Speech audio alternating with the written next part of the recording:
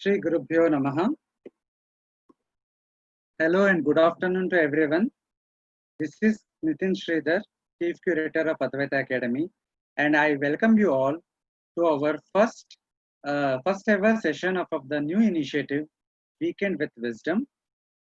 We are very honored to have Swamini Brahma Pragyananda ji as our very first guest, and she will be speaking today about some important verses, some important insights and lessons that we all can learn from Bhagavad Gita. Our Weekend with Wisdom is our new initiative wherein we will bring a teacher of Vedanta and they will be giving you a glimpse into the world of Vedanta through Saturday and Sunday. So after these sessions today, the second part of the session will be tomorrow, same timing. Let me give a brief introduction about Swamini ji. She has dedicated her life to sharing the timeless teachings of Advaita Vedanta and Dharma. She is based in Mumbai and conducts regular Vedanta courses, podcasts, and retreats. And she teaches a wide range of people from across the world. She recently released her first book titled You Matter Insights from Vedanta. And I must say, everyone should buy this book. It is a wonderful book and it gives a very basic introduction to Vedanta. It's a must read book. She is a disciple of Puja Swami Dayananda Saraswati ji. She studied Vedanta and Sanskrit in a full-time residential course with him. And she has also studied Vedanta under Swami Brahmavidananda ji. Swamini is a former psychologist and in her last leadership position as the country head of an international organization, she impacted lives of more than 15,000 street children annually.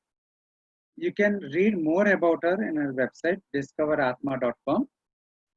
So with this brief introduction, I will request Swamini ji to take over and start her class. But before that, my request to the audience is, if you have any questions on Gita, on what Swamini will be teaching, please send these questions in the Q&A chat box, not the other chat box, but the Q&A box, you send it there. And at the end of the session, towards the end, Swamini ji will take up these questions. Thank you. Swamini ji, you can start now.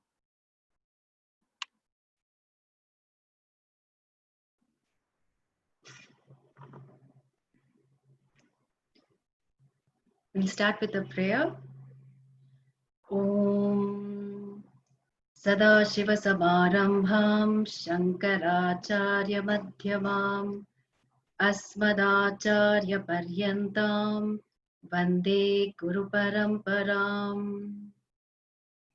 Om Namah Kamarupini Mahabalaya Nagadhipataye Anantaya Namaha. Om Vasudeva Sudam Devam Kamsachanuramardanam Devaki Paramanandam Krishnam Vande Jagadgurum. So thank you, Nitin. Thank you very much for this weekend with wisdom. Janmashtami is approaching in a few weeks' time. And when me and Nitin were discussing a possible topic, I suggested that we do key verses of the Bhagavad Gita. It's a much loved text, but also a much misunderstood text. And there is a lot it has to offer all of us.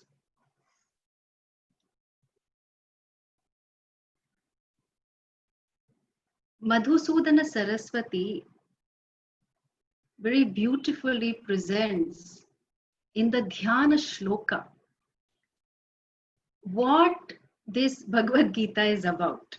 It's very, very eloquently stated. Before we go into that, I also want to say that the Gita, or for that matter, Vedanta, is a flow of blessing. And we invoke the grace of the entire parampara. We invoke the grace of Bhagavan Krishna as Jagat Guru. And today being Naga Panchami, I also chanted a shloka to invoke the grace of Ananta. So Naga, power, Shakti, Kundalini. I'm not going there, okay? That's only for the initiated. But really a glimpse of Maya Shakti, glorious Maya Shakti. So we invoke the grace of all so that we are able to listen to what we need to listen to, not necessarily what we want to listen to. Okay. So having said that, the Dhyana Shloka, Om Parthaya Pratibodhitam Bhagavata Narayanena Swayam Vyasena Grathitam Purana Muninam Madhye Mahabharatam Advaitamritavarshiniim Bhagavatim Ashtadashadhyayinim Amba Tvamanusandathami Bhagavad Gite Bhavadveshinim. Very, very beautiful shloka for contemplation before we actually enter the Bhagavad Gita. Gita meaning song, the song of none other than the Lord. It is Bhagavad Gita, not Krishna Gita. Okay, so Bhagavan Krishna as an avatara, but it is Bhagavad Gita. So this Amba, the Devi, I am invoking your grace. Why? Because you were taught to Partha, the son of Pritha, Kunti, for whom, for the sake of, of course, you were taught for Arjuna, but you were taught by whom? By Narayanena, by Bhagavan Narayana himself. And how do we know that? It must have been a conversation, a dialogue once upon a time. How are we concerned with it? Well, it was faithfully collected and reported by Bhagavan Veda Vyasa. And it was placed Madhye Mahabharatam. So this entire Mahabharata, 1 lakh verses, okay, right bang in the middle, it is there. And you are in the form of these 18 chapters. 18 chapters, many, many words, 700 verses, and all really teachings of blessings. But there can be so many verses written about so many topics. What is so special about the Bhagavad Gita? 2 things. One is it is Advaita Amrita. Amrita is a word for nectar. No one has tasted nectar, okay? But we do know that the Devatas and the Asuras, they fought for it, and then there are many stories related to it. Okay, everyone wanted it. And the beauty of it is Amritam, Namritam. So that which even a little of it can give you immortality. Immortality, why? Oh no, because I want to live forever. But actually you are forever. And that is what is Advaita, for you to see that all that is here is you, one which is non-dual without a second. No, but there is the world and there is God and there is, yeah, that's right. But you as consciousness, you are one without a second. So the Bhagavad Gita is Advaita Amrita Varshinim, showering this Amrita. That's why I decided to title this Gita Amritam. Okay. And what else about it? It helps me to Bhavad Veshinim. So this world of becoming, or what we refer to as samsara. Samsara, in some of the southern states, they say, oh, my samsara is very well. How is your samsara? My samsara is fine. They actually mean their wife. Okay. Colloquially, it has acquired that meaning.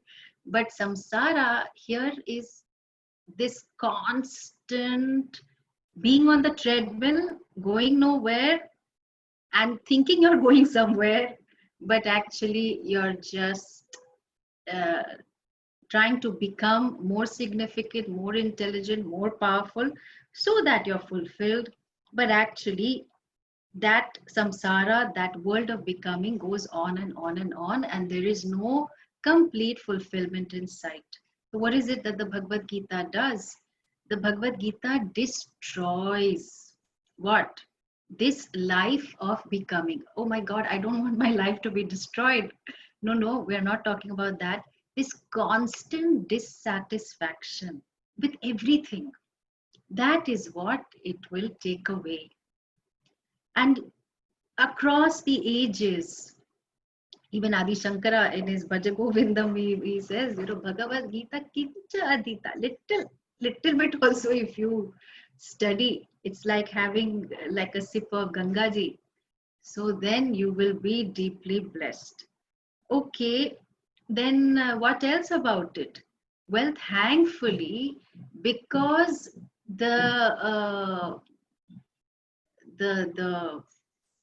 Gita, you said it is Advaita, but what about the Upanishads? I thought only the Upanishads, the last portion of the Veda, is talking about Advaita. What is the Gita doing? Gita is a part of Itihasa, Mahabharata. So how can you say that? No, no, no. We consider it Smriti. And Sarvopanishado Gavaha Dogdha Gopalanandanaha. So the Upanishads are likened to cows. The one who is milking is Krishna, who is Gopala, and Dogdha, Gopala Nandanaha. And who is the one who gets the first, we might refer to as colostrum, or the first milk? It is Arjuna. And then who is he? He is the one who is Sudhir Bhokta. Partha Vatsa Sudhir Bhokta Dugdha Geetamritam Mahat.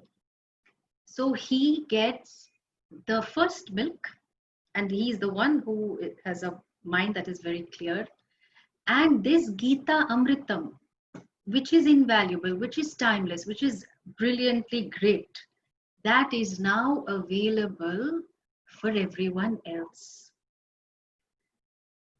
So there are many more verses of the Dhyana Shloka, but this is enough for us to recognize that this is a very sacred pursuit. It is not a pursuit of the Gita, actually. It is a pursuit of the inquiry of who you are. And Gita is for all of humanity. Why? Because the problem is universal. How does the Gita start? So, of course, Dhritarashtra Uvacha, but we will come to that. The reason it is a universal problem is because the human mind is a dharma kshetra. That's the first word of the Gita. Okay, after Dhritarashtra Uvacha. Why is it dharma kshetra? Why is it a battlefield of dharma? I am very clear about my dharma. Well, you may be clear, but others are not. Or the reason we have conflict is because choices are available. A cow does not have to think, what shall we have for breakfast today? Shall we have chole bhature if you are in the north? Or shall we have idli? Or shall we have oats? No such doubt, no such conflict, because choices are not there. Or should I spend my life with the first bull I meet or the fifth one? So those choices and those conflicts are also not there. But for the human being, even in terms of food, clothing, shelter, artha, dharma, kama. I mean, dharma is not quite mentioned there, but artha, kama. So many wants, so many desires, and which one to go with, which one to keep aside, so on and so forth, constant. Which is okay. You say, well, that's great. That's the glory of a human being. We will colonize Mars also. Very good.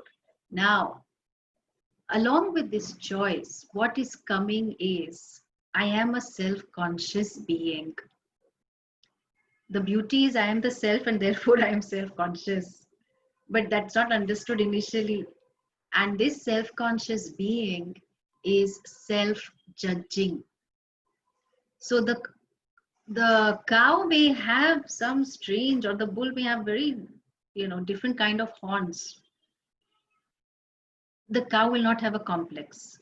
But if my teeth are buck teeth, or my nose is too small or too long, or height, something, okay, I will be judging myself. It doesn't stop with that. I judge the whole world. So then, of course, the very dogmatic people say, oh, yes, yes, we must be non-judgmental. Well, hello, how can you be non-judgmental? Because you have to interact, and so you have to have some working judgment. But the judgments we have about ourselves leads us to want to be different. That it's not okay. Maybe I have a haircut, I'll feel different. Or maybe I wear something, I feel different. Maybe I move on to someone else, then maybe things will be different. The point is, the human condition is a condition where we are faced with our limitations and it is not acceptable to us. I want to be free from seeking. I want a house so that I have freedom from homelessness. I want a companion because I want freedom from loneliness.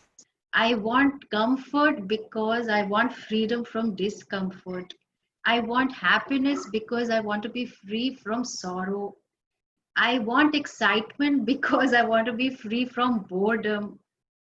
I want is a constant. What I want is different. And the thing is that even after I get what I want, it's not enough.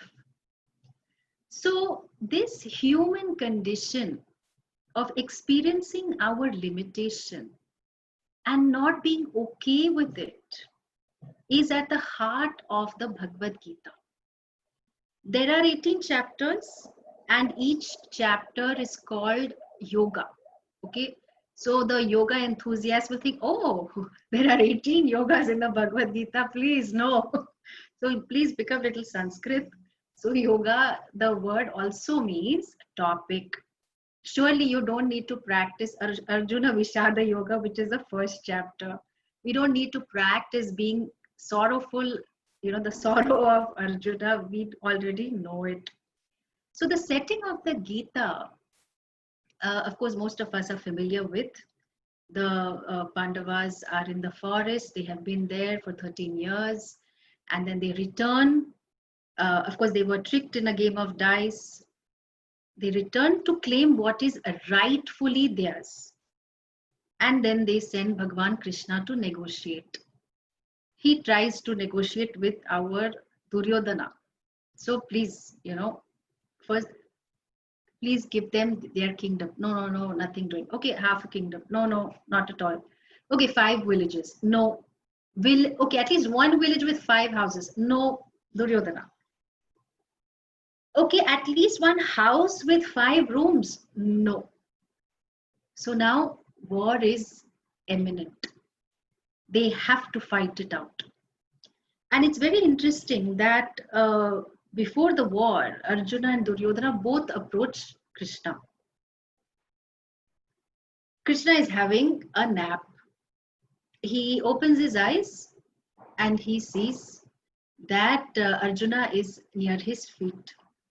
Then he looks later, okay, near his head, Duryodhana. Both say, we have come to ask you of something, so we hope you will not refuse.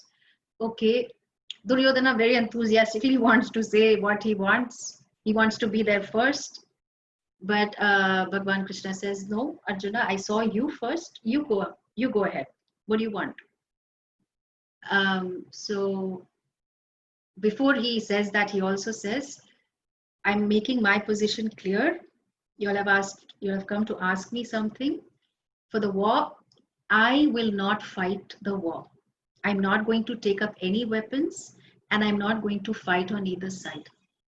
But my army is available for whoever wants. So Duryodhana is hoping, okay, Arjuna, you better, you sentimental fool, you better ask for something else. I will, he's thinking. And Krishna says, Arjuna, go ahead. What do you want? So Arjuna says, I only want you by my side. Can you be my Sarathi? Can you be my charioteer? Bhagwan Krishna says yes. And then, of course, Duryodhana, what do you want? Oh, I definitely want your entire army. They are well trained by you. So that's perfect.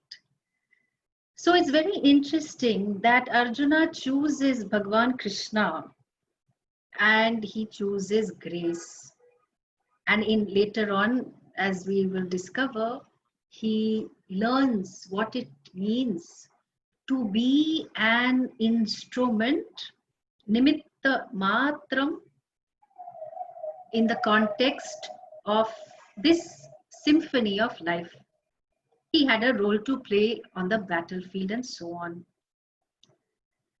So this Gita Amritam, I'm planning to cover a few verses. We'll see how many we can do.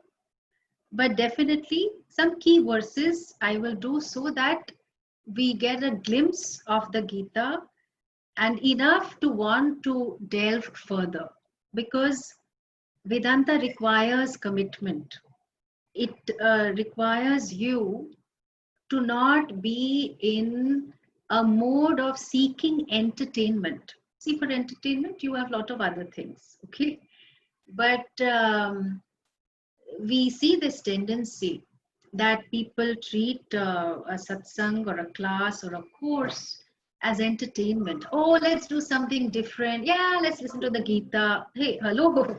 This is not entertainment, okay? It's a very serious, committed pursuit. At the same time, it's light because you don't have to do anything. It's the teacher who pretty much shares what is there in the Shastra.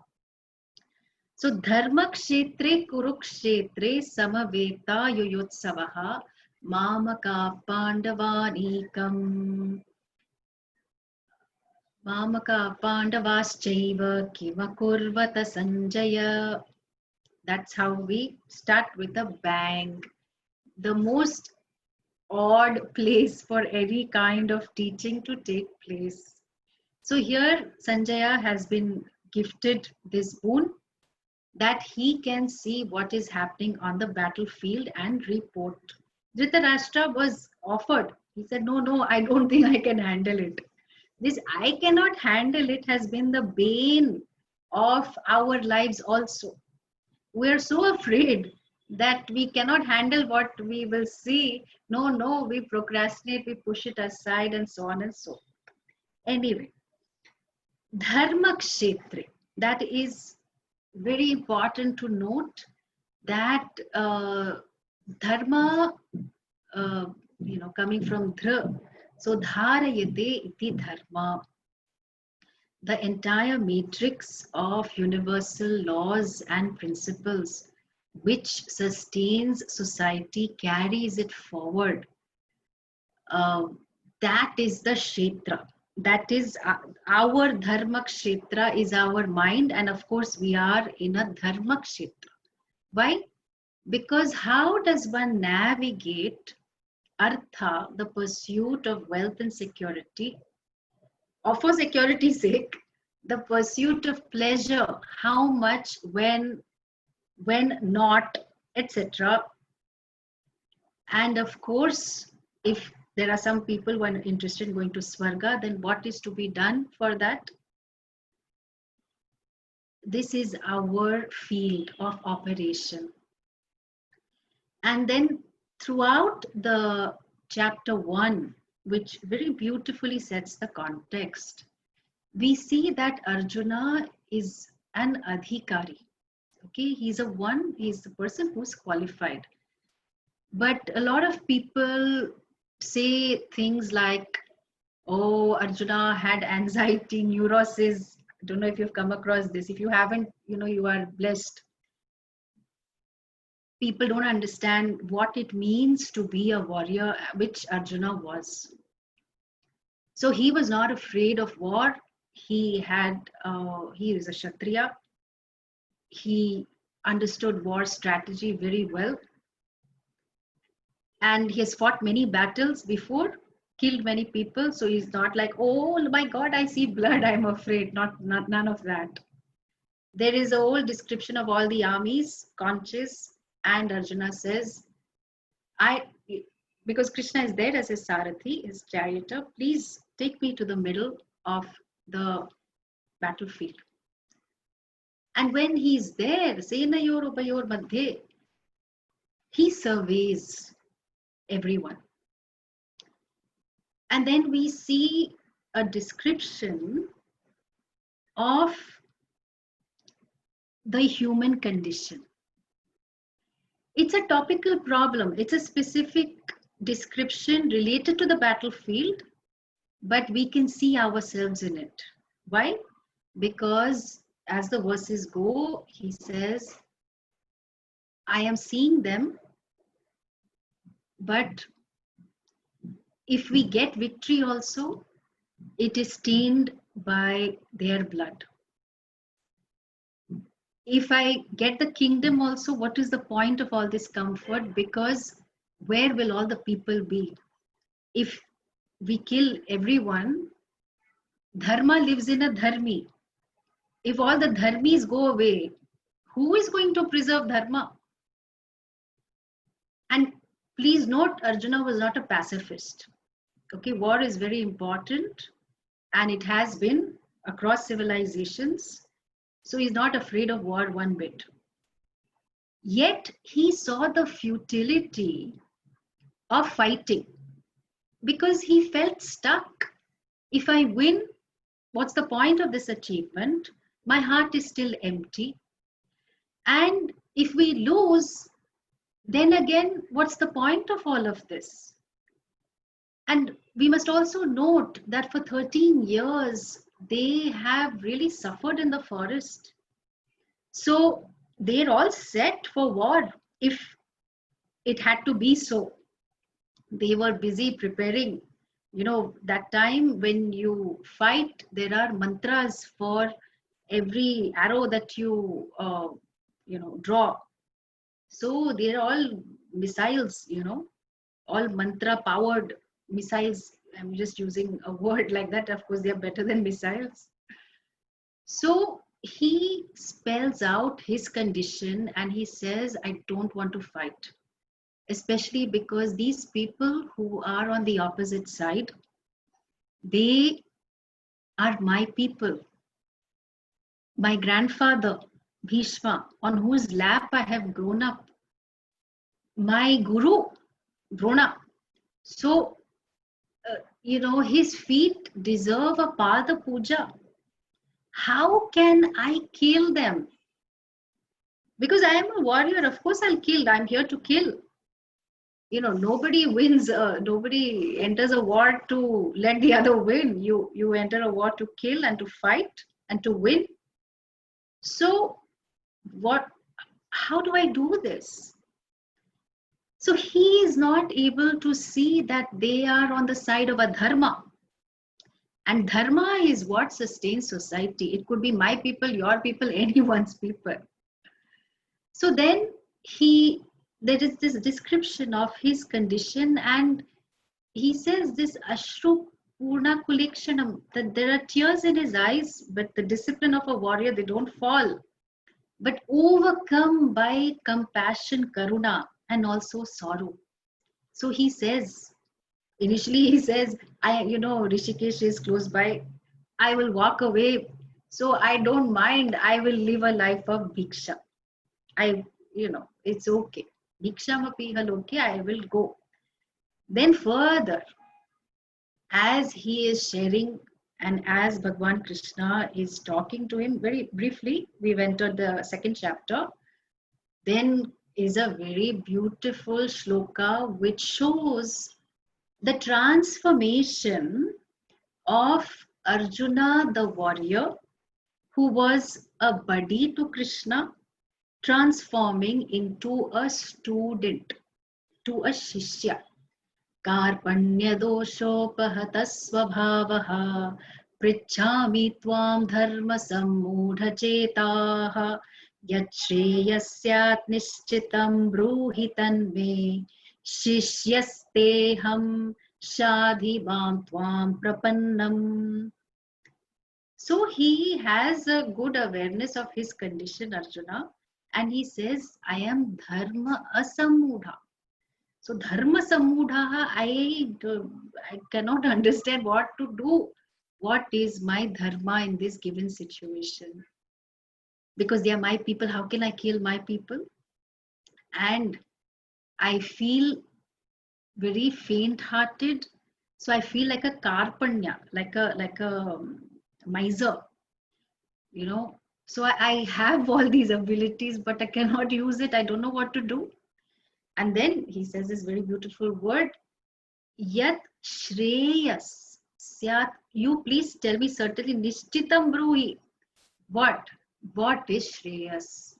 What is the ultimate good for me? So if you ask people, I have a stomach upset.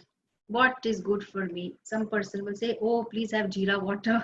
Some people say, no, you starve. Intermittent fasting is the solution to all your problems. So like that, there will be people who will offer some solutions which are relatively good. Here, Arjuna is not saying, oh, what do you think? He doesn't ask Bhagwan Krishna for war strategy. He does not say, please give me a mantra. He doesn't say, I will do asana on the battlefield and I will prime myself. Okay. He says, tell me what is Shreyas. So we can have a doubt. Okay, maybe Bhagwan Krishna will say what is good for him, Like he is one of the prime warriors. Now, if the prime warrior says, okay, I'm not going to fight, then what's going to happen? In addition, he says another word, I am your Shishya. Shishya is a very important word. I am Shiksha Yogya. I am worthy of being taught, which means what? I have some preparation. I have some initial qualification. So please teach me. I surrender to you. Okay. So here is an achiever, an accomplished person, a warrior who has achieved great competence in his life sphere, and he has the objectivity to recognize that I don't know how to navigate this phase. I don't know. And it's not for want of strategy or that, he got a stomach upset or he suddenly blanked out. Nothing of that sort. He understood that his condition is a condition of being stuck. He cannot see the way forward, and actually he dipped into the desire for moksha. The desire for moksha meaning freedom from the sense of bondage. He wanted to be free from this situation.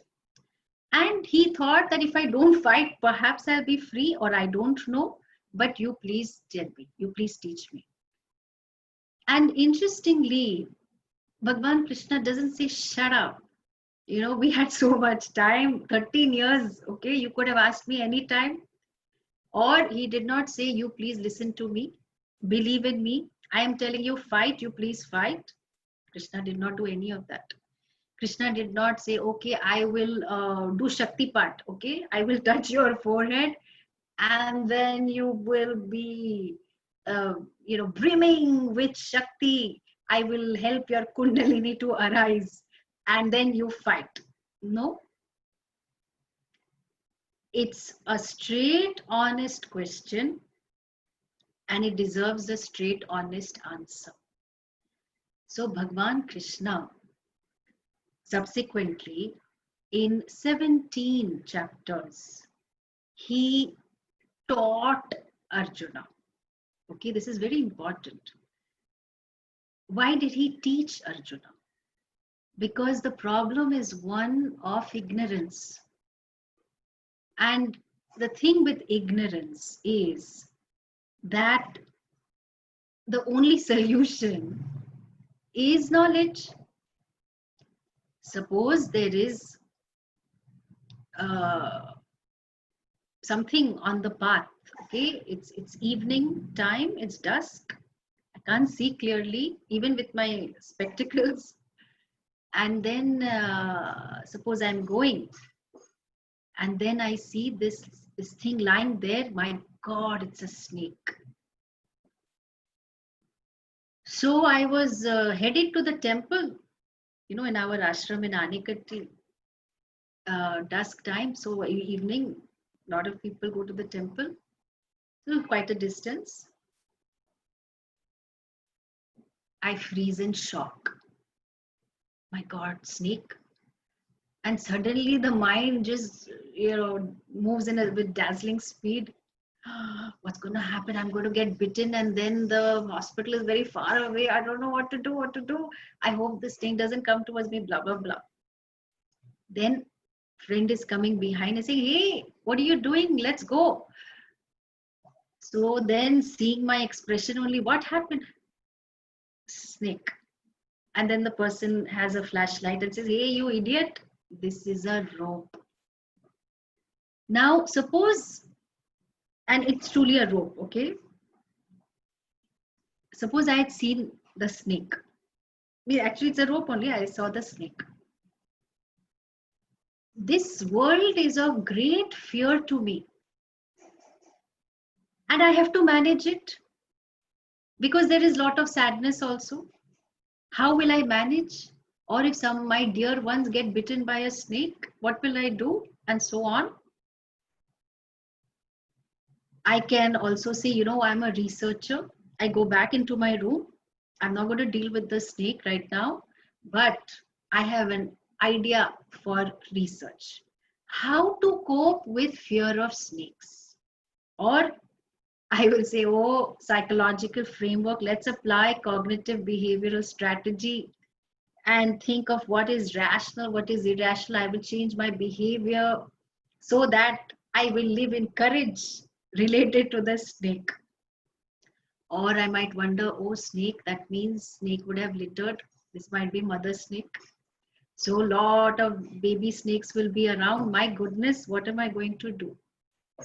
All this drama, okay, our life drama can be mitigated if only I realize that, hey, what I thought was snake, what I thought was a cause of fear, what I thought was a cause of sorrow, actually is not. It's just a rope. But this has to be taught. You cannot figure this out on your own. And there are gurus and gurus and gurus who have been students once upon a time, who have been worthy shishyas, who have learned in the lineage and who continue to pass it on. So this human problem that we have of self non-acceptance, of dealing with limitation, of the world not being enough. Okay, even if you are James Bond, the world is not enough for you. So now what to do? And luckily, Arjuna, of course, he did self-diagnosis, but he also asked for the treatment. Generally, what happens is we are all very intelligent people, or so we think, and enlightened consumers. So let's say you have a stomach upset. You will try certain things, home remedies and all that, okay? but it's not going. You try so many things, it's just constant stomach pain. Then at some point in time, you'll have to say, you know what? I tried, I attempted some trial and error methods, but I have to go to an expert. So we also try, we will read self-help books and watch lots of videos, even on this portal, talk to people and so on. But I have not understood really what my problem is. I only know the symptom, which is stomach upset. Then I go to the doctor. Doctor, I have little surrender, little shraddha I have. Why? Because expert. Doctor, what's the problem? So then the person saying, how is your head? What? I said, I have a stomach upset. My head is okay. No, I think you might also have a headache. Why? Because your stomach and gut are related. Oh, is it? Okay, so and then, it takes my pulse. Okay, Vaidya, Ayurvedic, traditional Vaidya. And he says, actually, you have some other problem, which is a tumor in the body. What? Tumor? Yes, it needs to, we have to do something about it, but don't worry, we have a solution for it. So I thought my symptom was dissatisfaction. I thought my symptom was sadness. I thought my symptom was anger, and I'm trying to manage it all. Okay. But no matter what I do to manage it, I do yoga, I use some psychology, pop psychology, and then I also chant mantras, and I go for Tirtha Yatra. I live very dharmika life, but self non-acceptance continues. Then I walk into a Vedanta class. There also my sense of comparison continues. Oh, this person has been there for longer. This person knows this, that, the other. So the problem is not understood. And Bhagwan Krishna starts with a bang. Shri Bhagavan Uvacha Ashocyanan Vashocasvam Prajnavadamscha Bhashase Gatasuna Gatasunschya Nanushocanti Panditaha. So 2.11 is really where the teaching begins. And what does Bhagwan say? He does not say, oh, I totally validate you, Arjuna. I'm really sorry you're feeling so sad. Poor thing. I am there for you. No such validation or acceptance. He shakes up Arjuna. What does he say? This grief you are having, okay? It is not legitimate. You are grieving for that which is ashochya. There is no reason for you to have grief. And yet, so far, you have spoken words of prajna, words of wisdom. Okay. And the people who are truly panditaha, the ones who have panda, okay, the ones who have wisdom, not how we use the word pandit or panditaha, nowadays, okay. Panditaha is the one who's wise. So what about the wise? Well, the people who are panditaha, they do not grieve for, or they don't have sorrow for those who are dead gata soon and agata soon, who are yet to go. The last breath is still to go. They don't have any grief. So now this is very confusing. What do you mean? I thought you will validate me. It's true, I have sorrow, but like, what do you mean? You're saying there's no need for me to grieve. You're not understanding me. Arjuna could have said, okay, but he doesn't say all this. He listens very quietly to Bhagwan Krishna, because Krishna goes on explaining why there is no reason for us to have grief. Having said this, he does not say that grief is a negative emotion. This is all modern Western psychology that has crept in, okay, which makes us feel guilty for any emotion we have. But we have to, see Natya Shastra for this.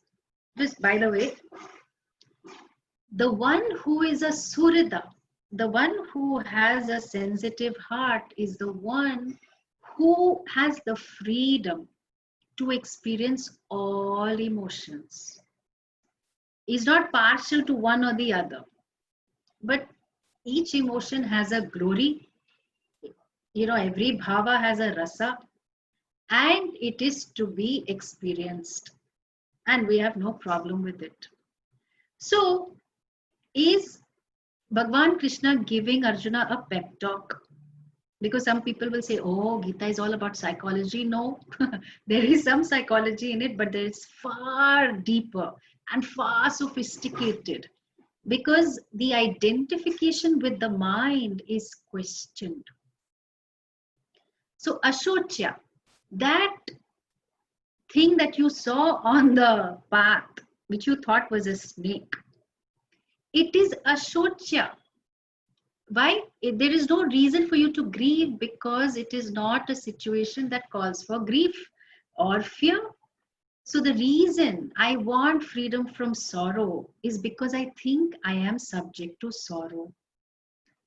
The Bhagavad Gita starts with the teaching of saying that there is no reason for you to grieve.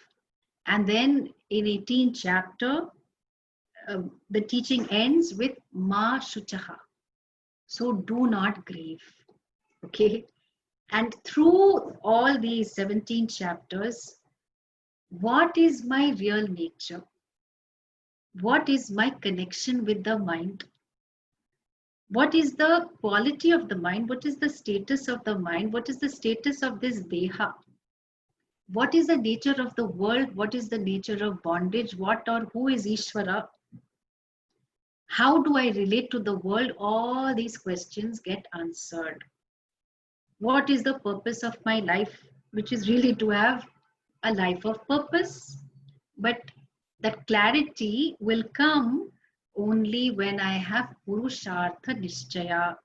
What is it that I really want from life? And then, of course, as most of us will say, I want to be happy, right? That's why we can, without hesitation, wish people happy Naga Pantami, happy Diwali, happy Dasera, happy New Year, happy birthday, happy anniversary, happy day, whatever it is. Why? Because universally, we know that this is what everyone wants.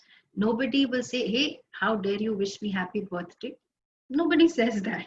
Okay. Or if somebody says that, then they need a special place or they need some special treatment. Okay. So he has said that there is no reason for grief. Why?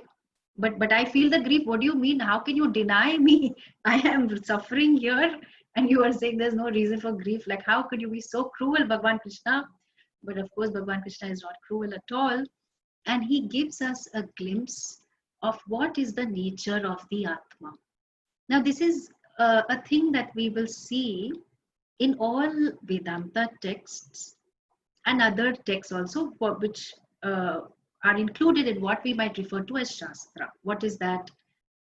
That the highest teaching is always given first. So one would say, no, there should be a plot and then there should be a lead up and a gradual build up. And then finally, Tattvamasi, the grand declaration, the Mahavakya should be there. No, Shastra is very respectful of you. And therefore, if you are an Uttama Adhikari, if you are, very well qualified, you have a certain maturity, highest teaching always given first. Then, oh no, teaching is not clear. Oh, no worries. We have lot of more teaching and verses to explain what was the Pratignya statement.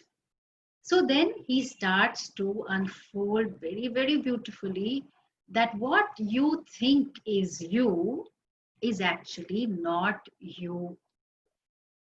Dehinosmin yatha dehe kaumaram yauvananjara.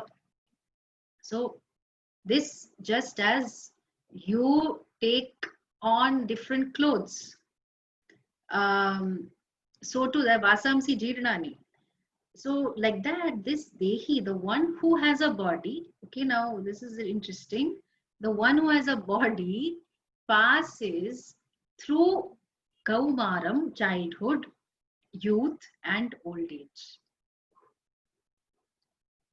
Then what was that? जब मैं छोटा लड़का था, बड़ी शरारत करता था, मेरी चोरी पकड़ी जाती. Something, Bajaj, some advertisement, okay, which shows the progression of that person. अब मैं बूढ़ा हूँ, गोली खाकर जीता हूँ, so I survive by consuming medication, but still this product continues, okay, in our house. So the Gita is helping us see out the current experiences that we're having and helping us see, what, you did not transform into another creature. Who is the one that is invariable while everything around you changes?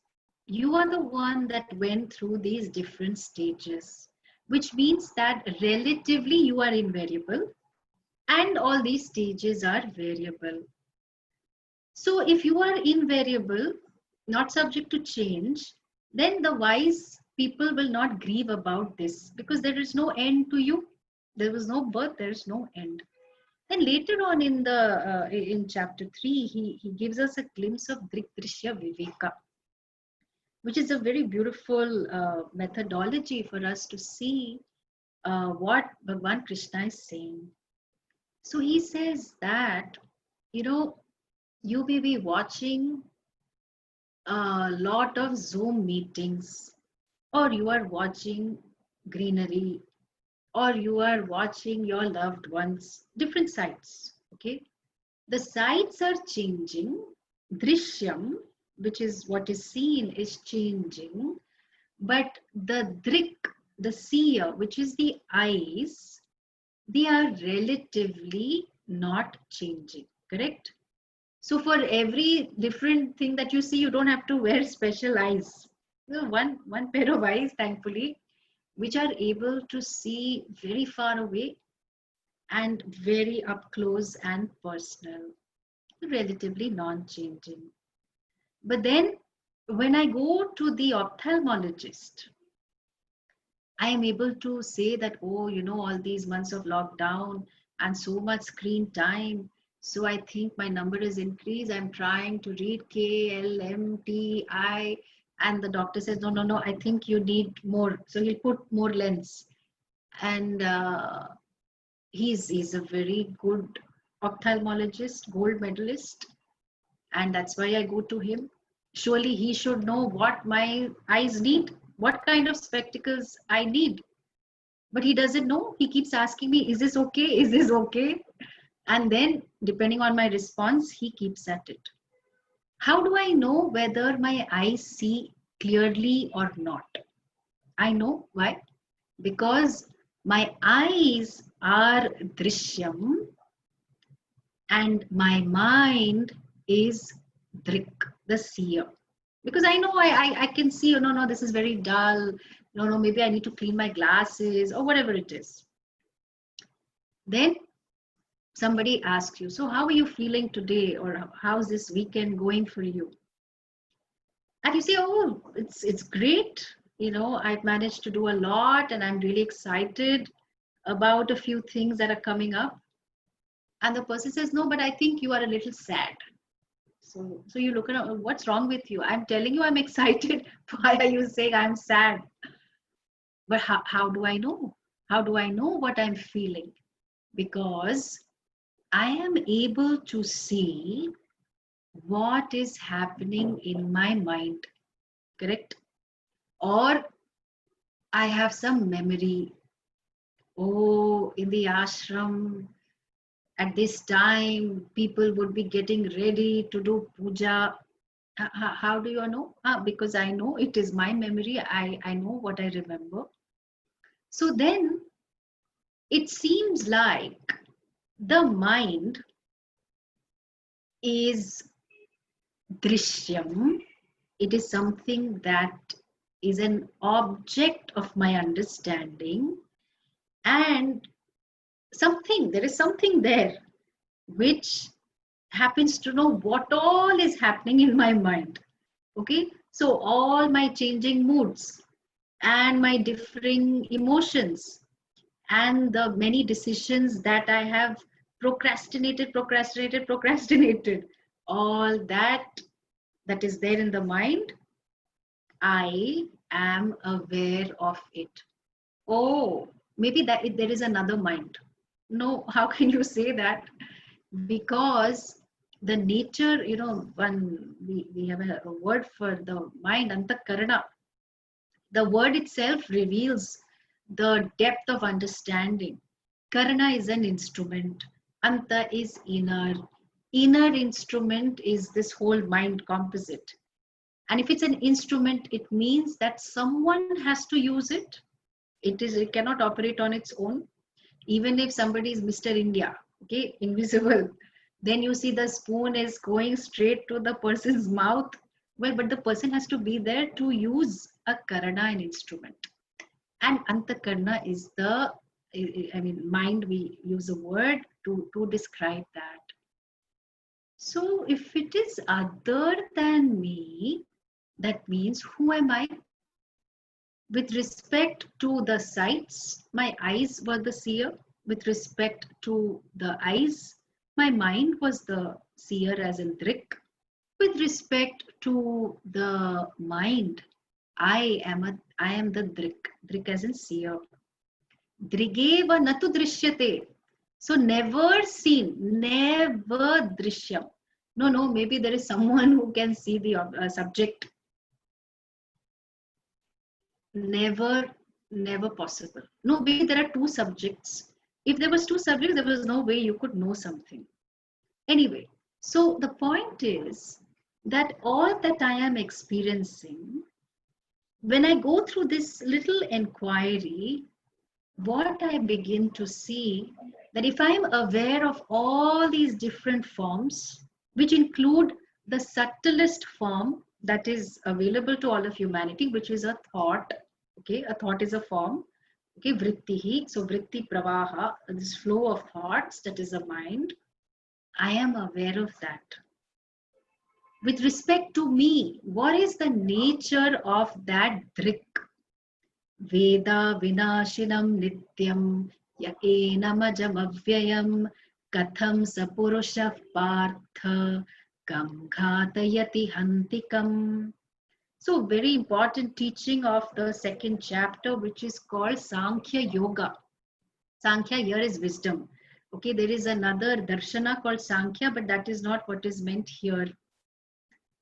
So what Bhagwan is teaching Arjuna and obviously us is that the one who knows this being to be nityam, not subject to death, the one who is ajam, was never born, so no birthday. Okay, Atma has no birthday.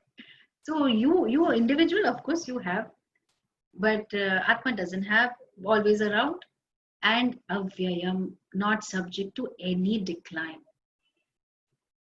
So whom can this person kill, and whom can he cause to kill also? So that's 2.21. Now, one of the things we have to note about the Gita and Vedanta is that there are shifting standpoints. So because this is the highest teaching right at the beginning, so the nature of the Atma is revealed. How to understand this Atma? What should be my lifestyle? There's a lot to be said about it. Okay, we've just begun. And our identities, okay, so generally when we meet each other, say, okay, so what do you do, right? That's generally what we say. We won't say, oh, are you happy? What's wrong with you? Suppose you say, oh, how are you? Oh, I'm very happy. Then you think, what's wrong? Actually we have to say, well, what's right with the person? The person is happy with or without a reason, but we cannot accept it. So you're happy, why? Is it love or is it dove or something? Okay, we will ask. because we think that to be happy requires a reason. And generally, people who are happy without a reason, they have a special institution, we think. So now, Bhagavan Krishna is addressing two identities we have. One is the identity of a karta. Karta is the one who is the doer. And the other identity is bhokta. Bhokta is the one who's the experiencer. Okay. Through all my pursuits of artha, dharma, kama, there is a lot of guilt I pick up as living life. Why did I do this? Why did I not do that? I should have reached out, or I should have walked away. Then maybe things would have not been like this. So Arjuna is also obviously thinking, wondering that why do I have to face this situation? That my own people, I have deeply loved, accepted, valued these people. And I enjoy being a warrior, that's not a problem for me. But my greatest skill I use against them. No, how will I live with this guilt? It is Guru Droha. So killing your own Guru, my God, how can you even think there's in the Shastra, there's a lot of description about that. Or how will I live with anyone, with myself? And we all go through that phase where me and my mind are one. Okay. The space of awareness, which makes me aware of something, is not available to me. Actually, I am that awareness, but the reason I'm saying it's not available is because I am so identified with the mind and the conditions of the mind that what my true nature is clouded. Okay. Actually, everything is lit up because of the sun. Even the cloud, you say, oh, what? There's no sun today. What? So suppose if you're in the UK, let's say, okay, you come out and of course it's daytime. It's still daytime, okay? It's not 4 or 5, like winter time and then the clocks change. There's no sun today. What? No. How do you see the clouds? Well, the clouds are also seen in the light of the sun.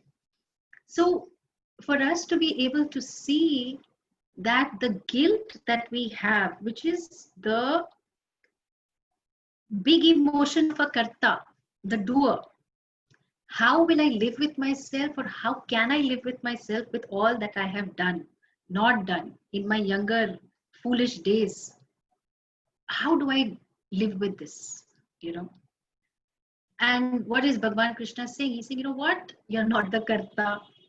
You're not the karta. Of course, I am the karta. This argument cannot stand in the court of law. Okay, so that's where people jump. What do you mean? The person is not killed. Of course, the person is killed. Under IPC section, this is what the person should get. We're not talking about functional reality at the moment. Okay, we're talking about the absolute reality, which is your very nature, which is the content of the Drik, the seer, which is Nityam, which not subject to death, and unborn, and that which is limitless.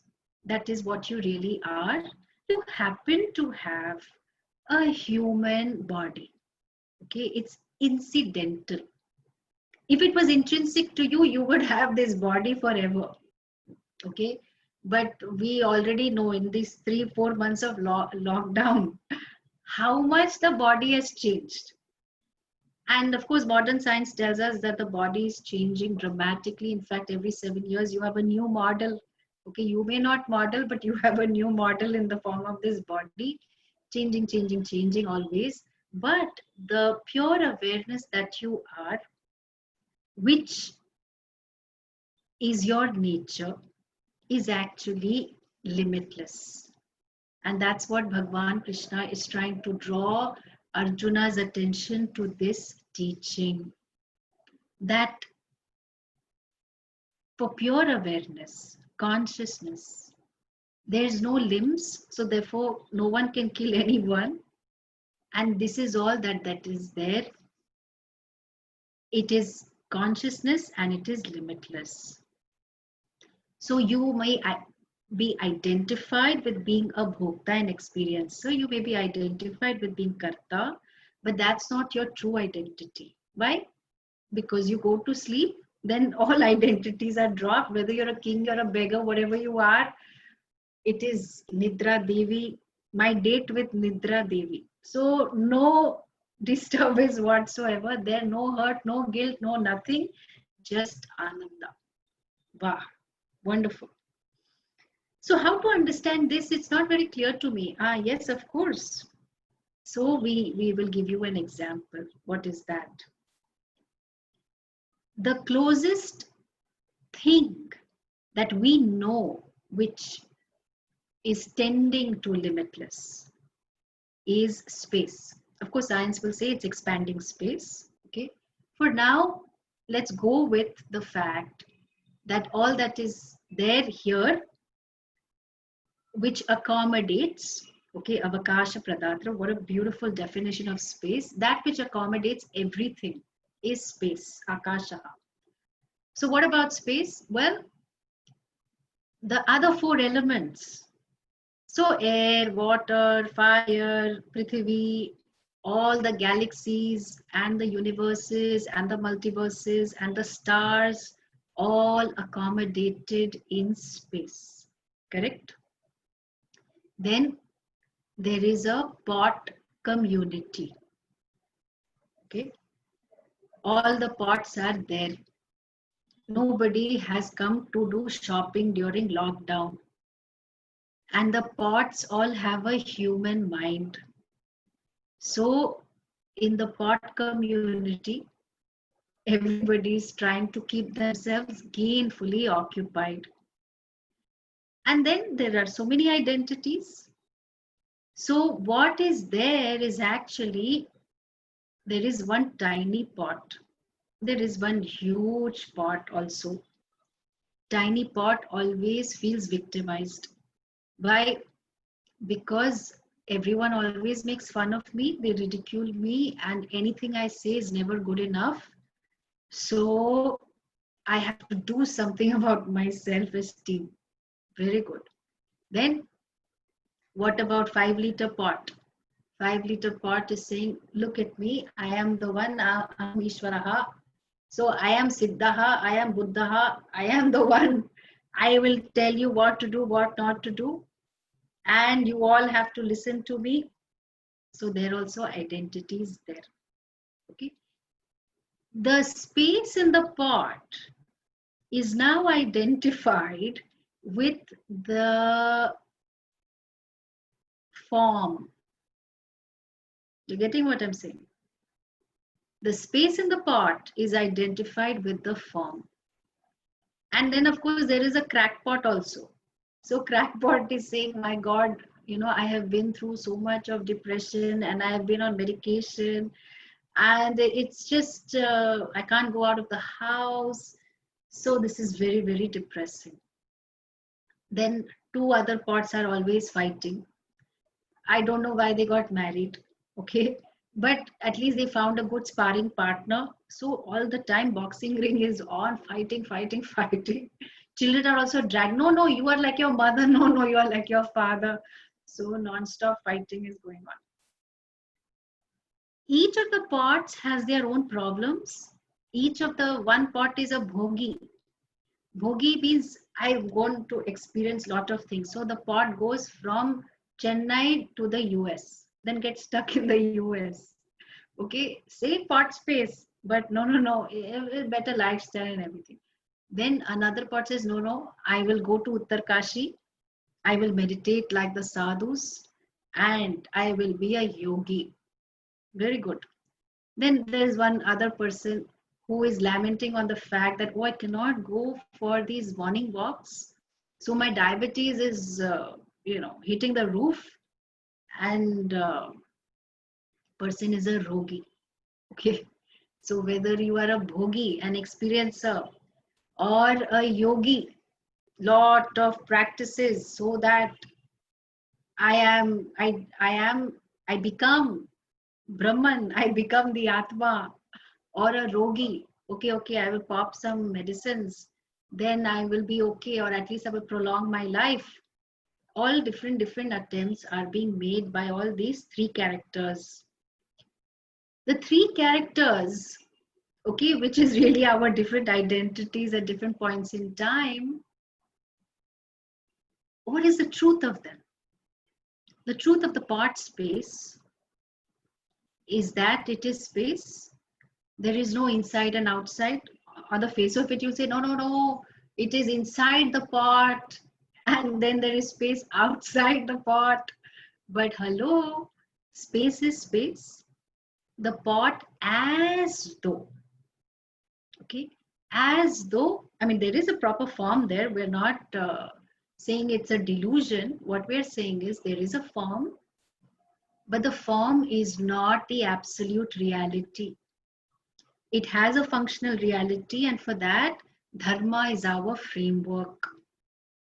And for whether the person is a jnani or an ajnani, a wise person or otherwise, dharma is the framework for functioning.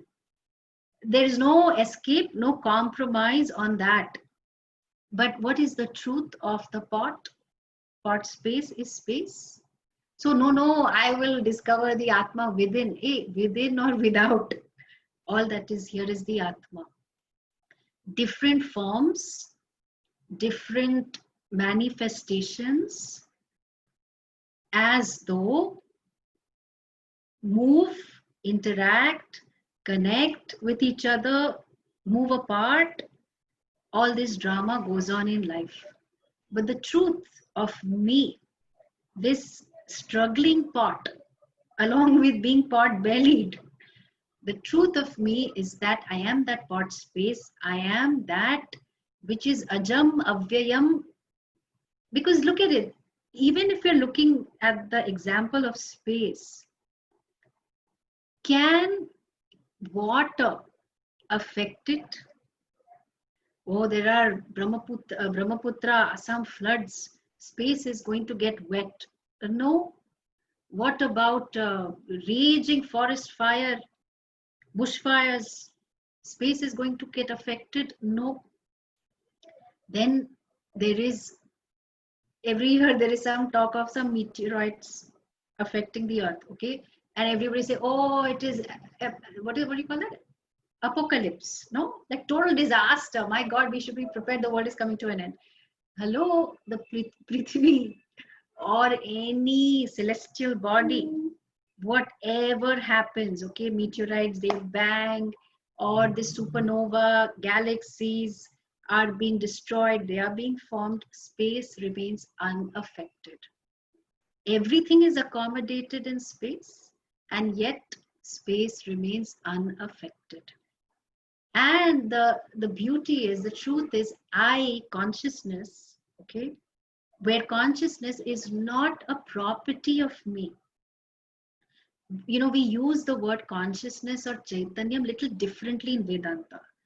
In English, what will we say? Oh, is a person conscious or unconscious? Okay. And then, of course, psychology will bring in one other thing. No, unconscious, you're very deep rooted issues. And then subconscious and conscious. That's another framework. In Vedanta, when we use it, we cannot imagine something. Why? Because it is the very basis, that which exists always, trikale api tishtati, that which is chaitanyam, which means that if you're saying, oh, if it always exists, that means it is inert. Our experience of space is, it is jadam, it is inert. No, it is conscious. It is aware of, is self-evident, ever shining, svata prakasha, svata siddha, self-established, doesn't need further validation proof from anyone else. That is one's true nature, which is anantaha, limitless. So that's the vision. And therefore, when Bhagwan Krishna tells Arjuna, you know, later on he says, you are just a nimitta. You are just an instrument for something to happen. And then when he shows his Vishwarupa Darshanam, his entire cosmic form, Arjuna cannot believe it. All this protruding teeth. He's seeing all people are dying. They're almost dead. How is that possible? Because in Bhagwan, past, present, future, because very basis of time, everything is there. What? So what Bhagwan Krishna is saying is that you can see the truth of yourself. It's not samsara in the sense you cannot become the Atma, you're already the Atma, you're already Muktaha, but you still have Shoka, you still have sadness. And if you have this sadness, then there is a lot more to be said. We have just given you a glimpse of what the Atma really is.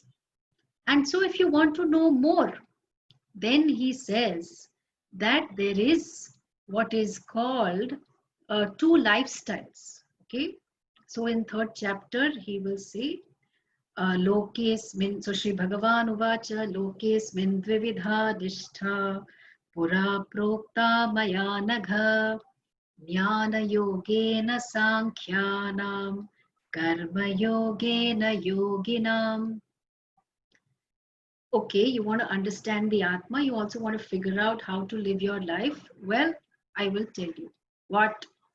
I will tell you something that was told a long time ago. Okay, Pura Prokta.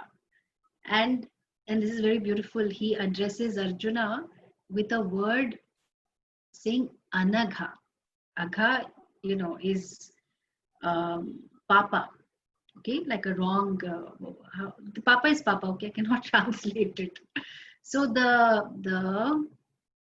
two ways. Okay, we look at Papa. One is the result of a wrong action, and also the dukkha that you experience as a result of that wrong action. So he refers to Arjuna as Anagha. Anagha meaning you who is not touched by Papa. And then, we have a particular philosophy which says that you are a sinner. And, I'm sure that's not what Jesus said. Okay. So I will give Jesus benefit of doubt. But the way in which the religion makes one feel guilty from the time you're born. Can you imagine living with that guilt? That just the fact of my existence is not okay, it's not acceptable. And that no matter what I do, where I do, how I do, I'm a papi. This is a terrible presentation. Okay. But anyway, thankfully, what are we saying? That you are Anagha. Bhagwan says you are Anagha, you are not a sinner at all. In fact, you're not touched by it. And for you to understand how to live in this world, for you to understand what the Atma is, in this loka, in this world, there is Dvividha Nishtha. Now, the word is Nishtha. It is not Nishtha. So it's not like there are two paths, okay? The goal is moksha. I want to be free from seeking. I'm seeking this, that, the other, okay? Which we already looked at earlier. I want to be free from seeking because I finally want to be home. I want to relax. This constant seeking, constant pursuit is increasing my BP and my diabetes and making me irritable, and I'm always fighting with people, I'm never dissatisfied, and so on and so forth. Dvividha Nishtha. The pursuit is that of moksha. I want to be free from seeking. I want to discover that I am that Atma which is referred to as Satchidananda definition. I want to see that I am the limitless, because all our attempts in all our pursuits is our struggle against having a limited body, right? I want to live longer. It's a struggle against the limitation of age. I want to be sharp, struggle against some limitation of the mind. I want to know when we are going to find a vaccine for corona. A struggle against the limitation of knowledge, or what in this case is ignorance. The struggle against limitations is non-stop, and I cannot reconcile myself saying that no, it's okay, you win some, you lose some, it's okay to struggle sometimes, it's okay not to struggle. Even if I say, okay, I abandon this struggle, I don't want to seek anymore, it will come up again and again. It will come up unless it is addressed. And this is the spiritual problem. Okay, the problem of sorrow, especially the fundamental sorrow that is there in every human heart, is not a psychological problem. It may present itself in a psychological way, that there is someone shouted at you, or you lost a job, or you know there was a huge argument. It presents itself topically, as in the particular situation, but actually it's tapping into a deeper sorrow that is there in the human heart, the sorrow of a limited body. And the limited body, of course, can do great wonders and great glories. It has. Still, I fight against it, because it's a limitless that is as though trapped in a human body. And I have to just see that I am free enough to have a human body. We have no problem with the body or the mind. So, twofold lifestyle. Okay, Nishtha is your pursuit, your lifestyle. What do you do for the entire day? Okay, or what is your commitment to? And he says, for those who are Sankhyas, for the ones who are renunciates, okay, or sadhus as in the ones who want to be on the fast track. All they want is moksha, they don't want anything else. Okay, for them, it is Jnana Yoga. Jnana Yoga, okay, what else? What about the other people? They have other priorities in life. They want to have children. They want to live until their grandchildren are there. There's a certain joy of relating to your grandchildren, where the pressure is not there of bringing up your children. Okay, so you, as a grandparent, you can afford to spoil your grandchildren. And what I mean is, you can thoroughly enjoy them. So many pursuits. Then, of course, the pursuit of wealth and security, property. I want to be involved with philanthropy as well. There's so much that needs to be done. Okay, then your lifestyle, because your the pursuit is that of being a yogi, is what? Karma yoga. So there is only two lifestyles that are mentioned in the Bhagavad Gita. People say, oh, there is what? You might have heard this. It is not what Bhagwan Krishna has said. Okay, it might be somebody else's interpretation. For that particular time, for a reason, the person may have said it. That, oh, there are 4 types of yoga. Hey, hello, please look at Bhagavad Gita. It does not talk about 4 types of yoga. Only 2, Jnana Yoga and Karma Yoga. There too, they are not exclusive. Okay, the person who is a sannyasi has lived a life of Karma Yoga, and now it is spontaneous. We will, of course, probably tomorrow, we will go into the details of what that Karma Yoga is. That how can we enjoy the teachings of the Bhagavad Gita such that we can command a mind that is alert and relaxed and cheerful, and you can say, I can handle anything. That all that is here is sacred. I am connected to everything. and I do what I can. I accept what is given, and so on. We will see all those details tomorrow. Here, the lifestyle is about one pursuit, which is moksha, single-minded pursuit, or moksha along with other pursuits, which is your artha, kama, dharma. Of course, for a sannyasi, the person has already been there, done that. Okay, been there, done that, meaning has definitely pursued artha and kama with the framework of dharma, such that the journeys in each of these pursuits is complete. The security that artha was supposed to give, it honestly doesn't offer much security, but little, I mean, definitely can buy you financial independence, okay, such that you have the time available to pursue what you want. Artha is a valid pursuit. Okay, the Veda recognizes it as valid. In fact, you want to increase your artha, well, the Veda has things to tell you.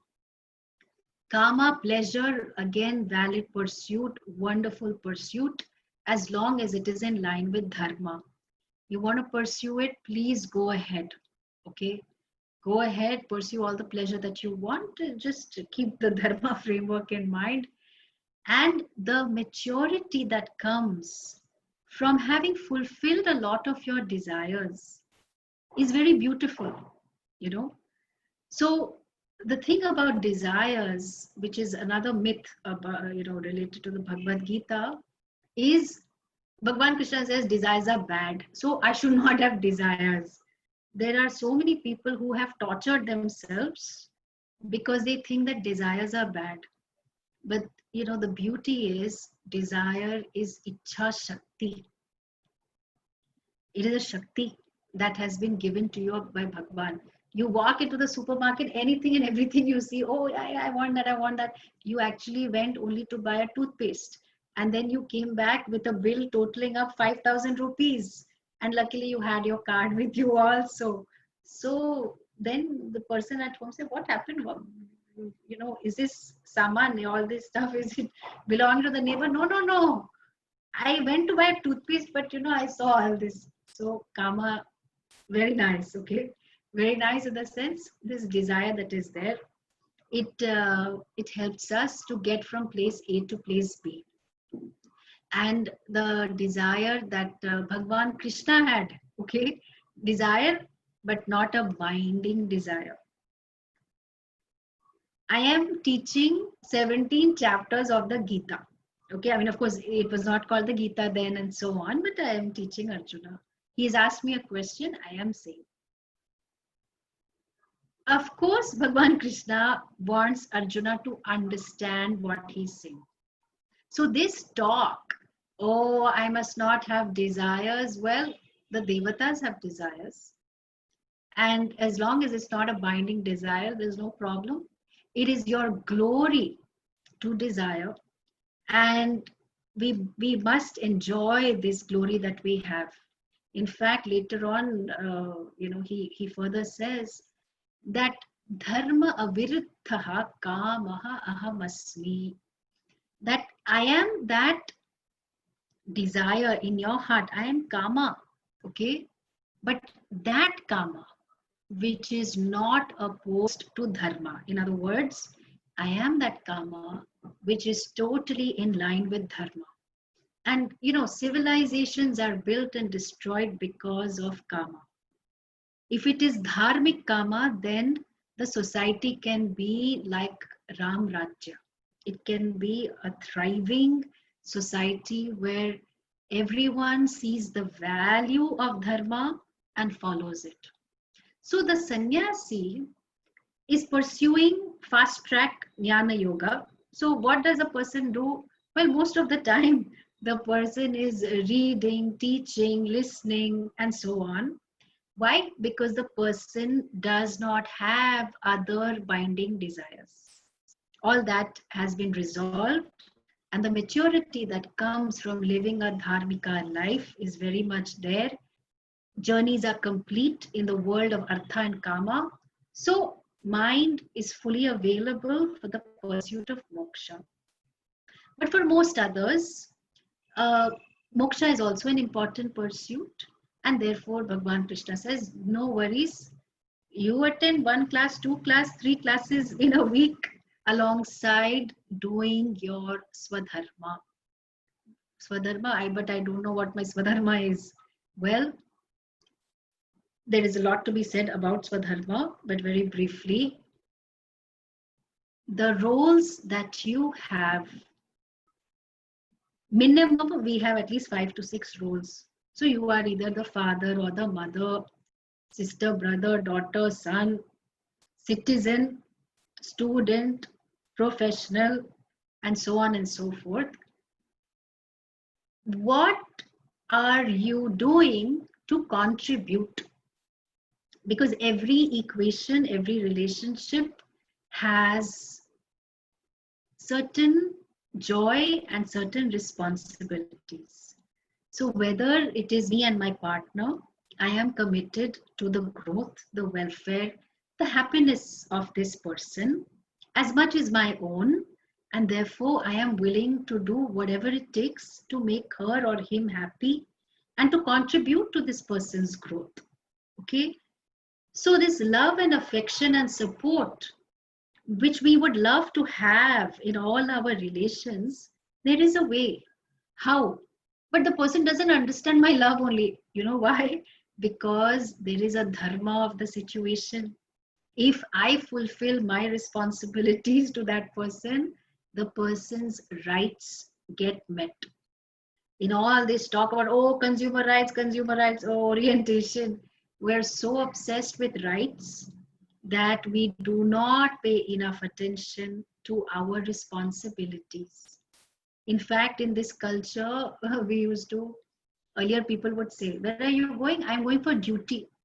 Now nobody talks like this, okay? But maybe 2, 3 generations ago, I'm going for duty. Huh? Duty? What duty? Oh, I'm going for work. Okay.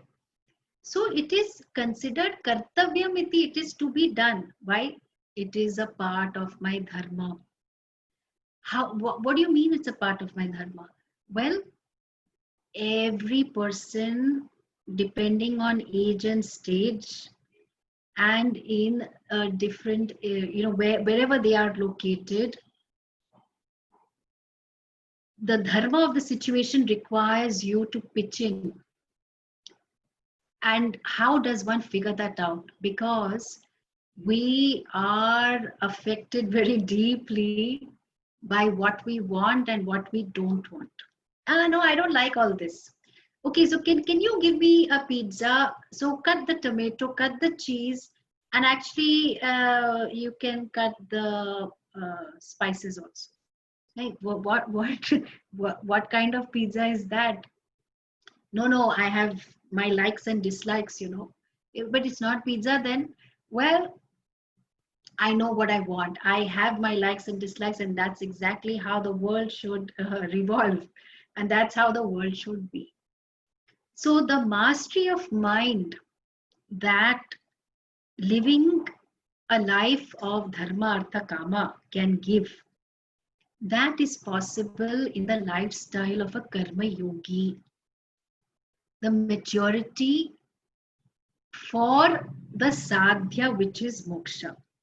A lot of people in the spiritual world will get confused because they don't know what to do. Shall I do mantra chanting? Shall I go for tirtha yatra, pilgrimage? Or shall I do yoga, asana, pranayama? But why samadhi experience is not happening? Or maybe I will do shakti part. The question is, these are all sadhanas. What is the sadhya? What is the goal? You have to be clear about that. If you're not clear about the goal, then you can try lots of things, but does it take you closer to the goal? Here, clearly, 2 things that Arjuna wants to know. I want to know what my dharma is because I'm not ready to fight. At the same time, I'm telling you, I am a shishya. I am willing to surrender to you because in my eyes now, you are a teacher. You used to be my buddy and my friend, but since I have discovered the Shishya in me, I now see that you are my teacher and you will help me to cross this samsara. You will help me to cross this shoka that I am seized by and I don't know what to do about it. And so Bhagavan Krishna reveals the nature of the Atma and also Yoga Shastra. So it is Brahma Vidya, the Gita is both Brahma Vidya, revealing the reality of who you are, alongside being Yoga Shastra in terms of how can I live an effective life of maturity such that in time I discover the truth of who I really am. Okay, so with that, I think we'll stop for today. I'll probably do the closing prayer, and then if there are questions, we can take them. Okay. Om Purnamadah Purnamidam Purnat Purnamadachyate Purnasya Purnamadaya Purnameva Vashishyate. Om Shanti Shanti Shanti. Harihi Om Shri Gurubhyo Namaha. Harihi Om.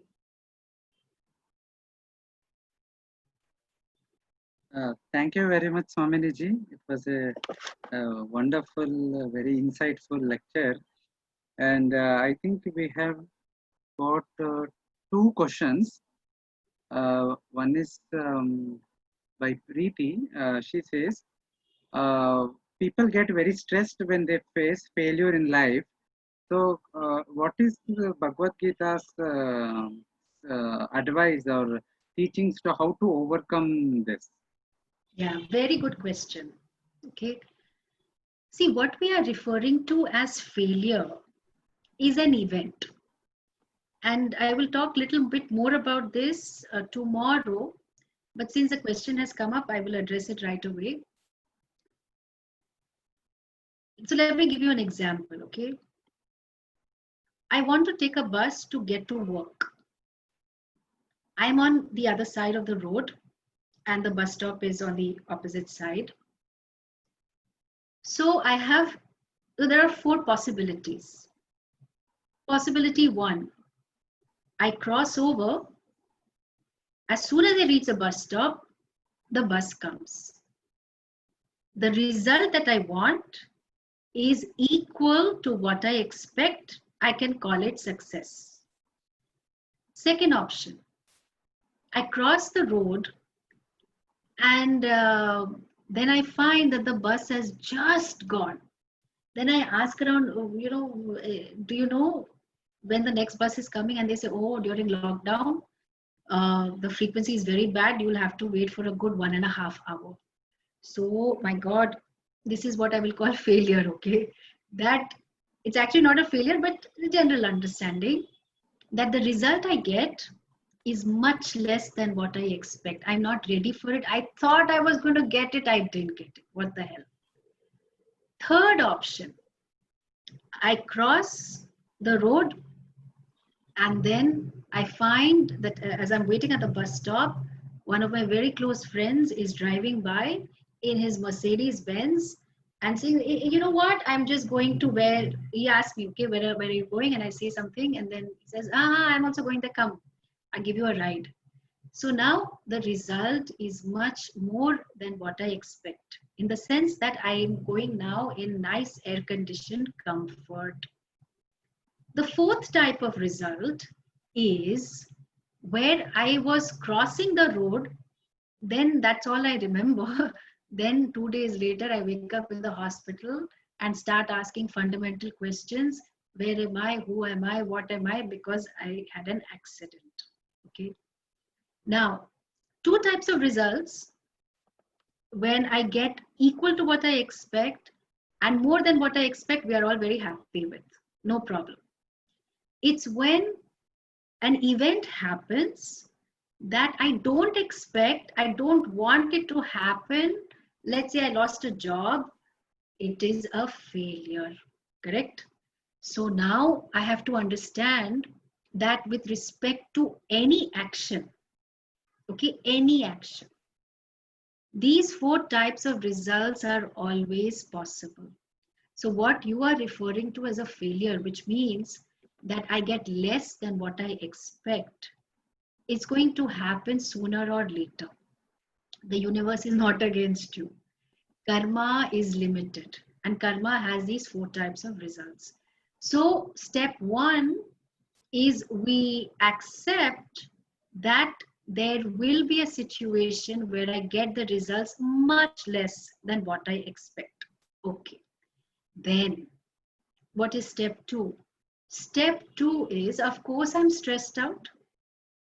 I didn't want this. I worked so hard for it. I wanted to get married in this lockdown, and now all plans have gone for a toss. Okay. So now, from where are these results coming to me? Because this law of karma is there, which actually is connected perhaps to the next part of the next question. That law of karma is impartial, and where there is karma, there is Bhagavan. So all laws, all principles are Bhagavan. We will discover tomorrow. Okay.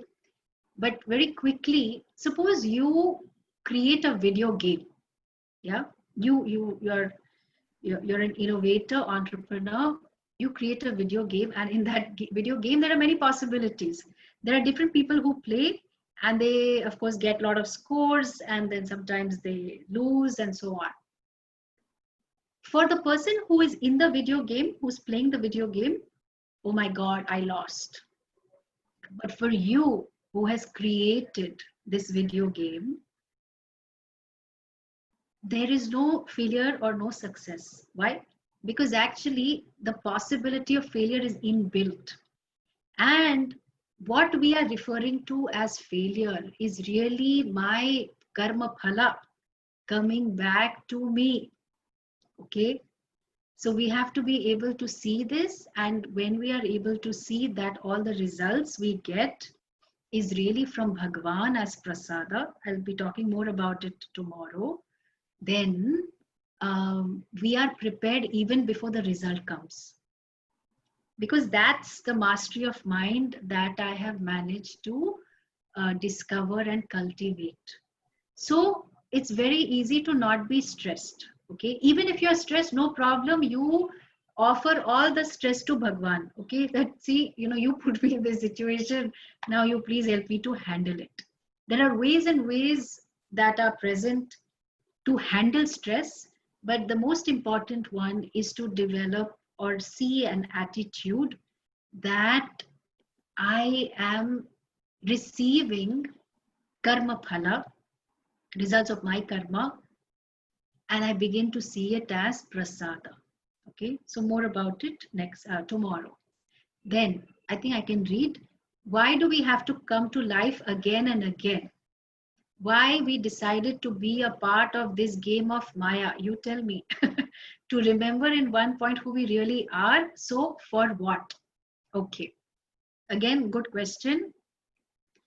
The reason we are born again and again is because of our karma. Okay. So Manushyatvam, the status of being a person, a human being, is a blessing. Why? Because it is a unique combination of punya and papa. And therefore, until I see that I was never karta, never the doer of karma, never the bhokta, in other words, when I discover the Atma, then this cycle of birth and death is going to stop. Why we decided to be a part of this game of Maya is because of karma. That there's so much karma standing in my account, both punya and papa. So because of punya, I get a lot of favorable, pleasant situations in my life, in the form of a supportive people, opportunities for education, good health, and so on. Of course, my effort is also involved, but it's largely punya. And then all the suffering that I experience is because of my papa. So this sharira is a bhoga ayatanam. It is a tenement, it is a counter for me to experience and exhaust my karma. So then the question would be, then how many lifetimes I have to take to exhaust my karma? Well, this lifetime should be enough. Why? Because what is the cause of karma? The cause of karma is desire, binding desire. What is the cause of karma? Okay, why do you want something? Because I want it to complete me. I may also say, like Tom Cruise said, you complete me. So then I want something to complete me because I feel incomplete. Why? Because I have not discovered who I am. So the reason, the cause of all this karma and karma, all this binding desire and karma, is avidya, not knowing who I am, that I am complete in and of myself. Atmani eva atmana tushtaha. So I am content in and of myself. That is my very nature. I have not yet discovered that. And therefore, this karma brings me here into this lifetime, and we cannot remember who we are, because the avidya that I have, it will be spirited away only because of knowledge, and that has to come from a guru. So there's no way I can figure out who I really am unless I am taught like how Arjuna was taught by Bhagavan Krishna. Okay, can I recommend readings for a beginner in Vedanta? I would suggest you pick up The Value of Values by Swami Dayananda Saraswati. I think it is available on Amazon, or you can look at Arsha Vidya Research Publications Trust. Should be available there. Then the next one I will recommend is Morning Meditation Prayers, again by Swami Dayanandji. Then there is another short book called The Teaching of the Bhagavad Gita. You can Vision Books, okay, Vision Publications. And then the fourth book I will recommend is, I think it's called Vedanta, the Fundamental Problem and Solution, or something like that. Okay, again, it's a Vision Books publication. So these books will be fantastic for a beginner in Vedanta. And then, of course, if you think you have a little commitment, then I would suggest that you join a class where you also have the opportunity to ask questions. Because the thing about Vedanta is that the primary method is Shravanam. It is not Pathanam. The Upanishad also very clearly says you have to listen to the teachings and being in touch with the Guru. That's the traditional method. So you can definitely get some general knowledge, some basic things in terms of reading, but after a while you will find that you will pick up a lot of confusion also, and then you need to go to a Guru to understand. Okay. Then one more question. Don't we feel a bit more comfortable pursuing jnana only when artha is taken care of? Absolutely right. I agree with you totally. Swamiji touched upon this briefly, but I'm a bit uncomfortable with this. Shouldn't we pursue irrespective of our financial position or security? See, the point is, you need to have a sense of relative fulfillment for you to discover what is absolute fulfillment.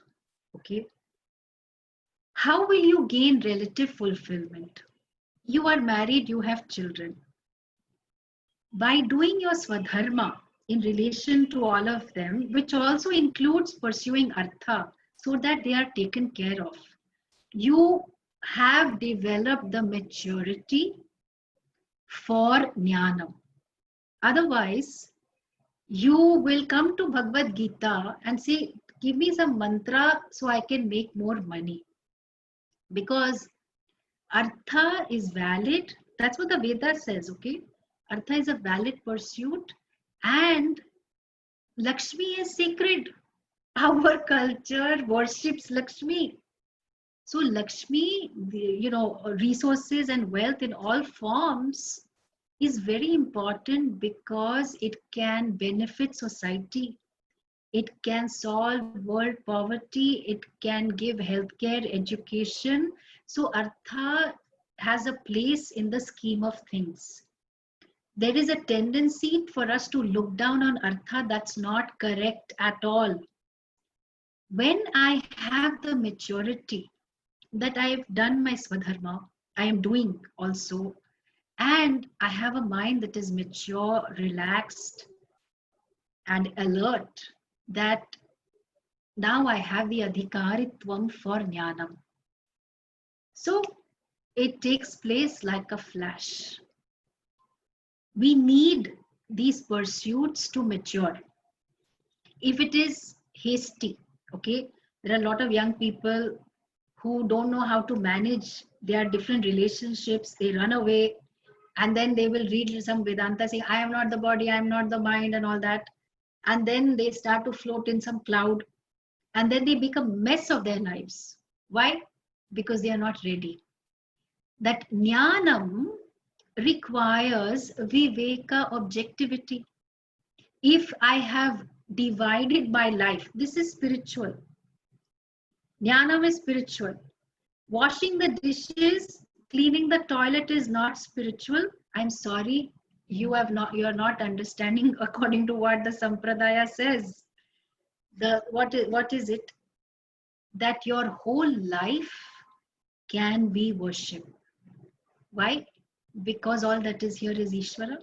Any karma can be worship, and you prepare yourself with the karma such that your swadharma is your offering to Bhagwan, and that jnanam that is there prepares me to see when it is revealed that Tattvamasi, Shvetaketu. So the nature of that Tat, that Bhagwan to whom I have offered all my karma, that Bhagwan is me, I can say, yeah, that's true. It's true, and that's why the Shastra says it. So when we talk about jnanam, we have to see that the process of preparation is where most of our time and effort needs to go. Jnanam is not a process. Jnanam is instantaneous. Okay. But the process of preparation is very important. Suppose at the age of 21, you have enough vairagya and you say, you know what, this artha doesn't matter to me. I am willing to go live as a sadhu. I don't care. Then you have the adhikaritvam. Don't bother about artha. But what is it that will give us the relative fulfillment will be different for different people in different cultures and different according to age and stage in life. So we have to see that. Okay. Okay. Any other questions or clarifications?